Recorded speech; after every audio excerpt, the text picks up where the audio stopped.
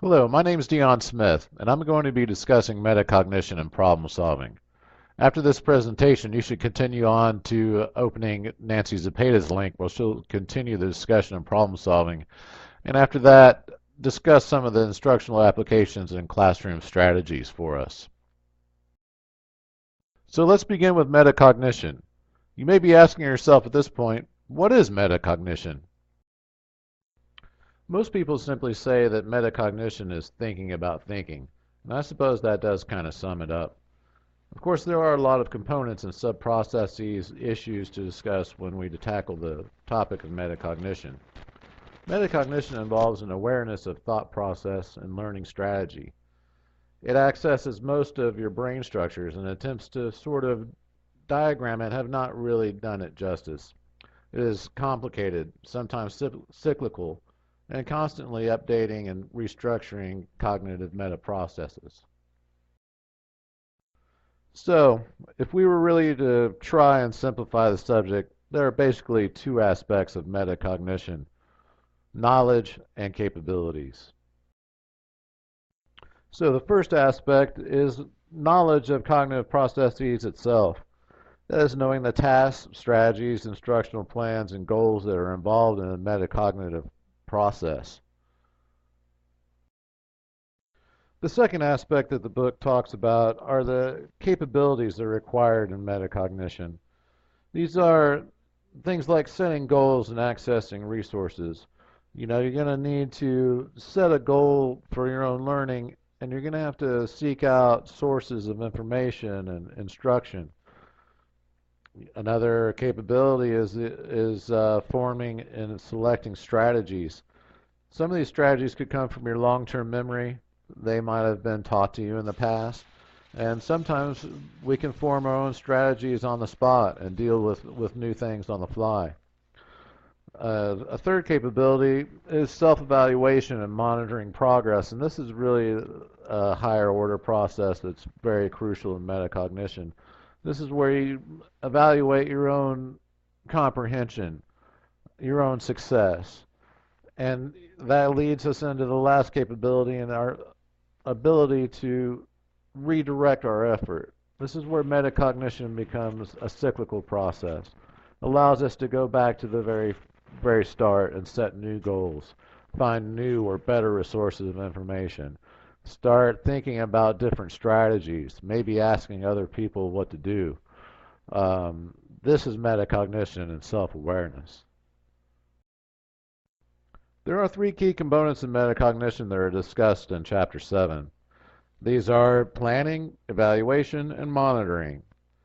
Planning is a component that really just consists of setting goals, budgeting time, selecting strategies, and collecting other resources than time.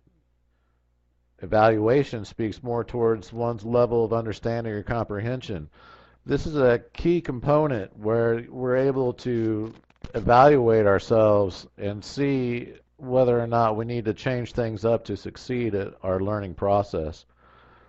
The third component is monitoring. This is the step or process that allows us to check on our own learning progress and select what are called repair strategies when the ones we're using aren't working very well. And so now that we have most of the basics behind us, let's delve at least a little bit into some of the more complex aspects involved in metacognition. Okay, so obviously there are many different types of metacognitive strategies, and different people use different strategies for different reasons. Also, individuals vary between each other in terms of metacognitive skill level. So why do these people differ from each other? One factor that can contribute to differences like this is the extant knowledge that they have in a particular domain of information. In other words, an art major is going to be in familiar territory in an art history class, whereas a math student or math major is going to maybe need to struggle a little bit and come up with some new strategies if he's going to succeed in that course. A second factor that causes individual differences in metacognition is achievement goal orientation.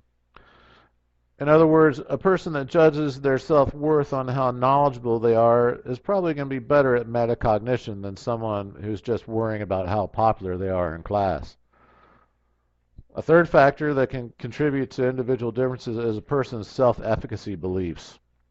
In other words, how confident you are that you will succeed in learning can determine your actual success. Low self-confidence tends to demotivate people and result in less effort in strategizing. In fact, they may just give up. But the fourth factor is perhaps one of the most important factors, and that is age. The older you are, the more knowledge you have attained. The older you are can affect how much you need to achieve things. And past experiences will sort of skew a person's confidence level either positively or negatively. Most importantly, though, with age comes a greater supply of former strategies that can be applied to present problems. The more that is stored in your long-term memory, the greater potential skill you will have at metacognition. And so expertise also results in different meta processes. Experts use their time and effort in a maximized way and are very different in how novices go about allocating their resources. Experts also can use fix-it strategies very effectively when their monitoring process tells them that they're underperforming in a certain learning strategy. Also, they're more flexible in their use of strategies. In other words, they won't get mired down and struggling forward with the same inefficient strategy if it's not really working for them. Now let's change gears a bit and focus on metacognition and studying. There are several components of studying that have implications for metacognition. Really, the first one involves getting started, and that is defining the task, knowing what is required of you. This allows us to move another step forward and start setting some goals and planning, allocating resources like time and seeking out instruction. Another component that is involved in studying is study tactics and strategies. Students will have in their repertoire, depending on their age, a number of strategies that they've already been taught or that they have formed out of necessity in the past. Part of metacognition and studying is going to be evaluating the success of those strategies as they're applied to the learning process.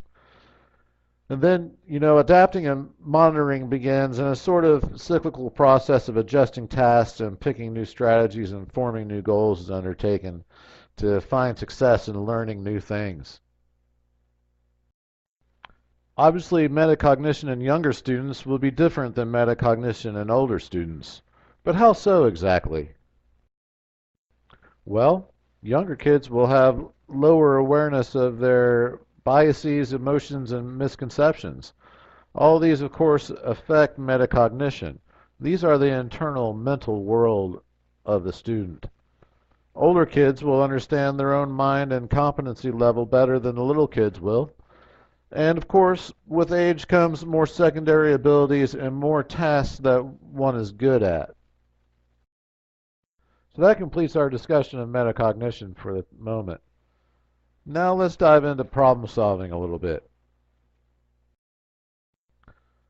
Every problem has at least three components. First, there are its givens, or the obvious elements of the problem. Second, it has a goal or a desired outcome or solution. And third, there are what are known as allowable operators. These are the steps or procedures that are going to take us from the givens to the goal. Initially, researchers analyzed simplistic paradigms of problem solving like the general problem solver or GPS and heuristics. Heuristics are really just kind of following rules of thumb to solve problems. Both of these approaches were far too simplistic at the outset to really have any applicability to more semantically rich applications. The third prior research field that the book talks about is artificial intelligence, and I was a little taken aback by how they discussed it from kind of a standpoint of history.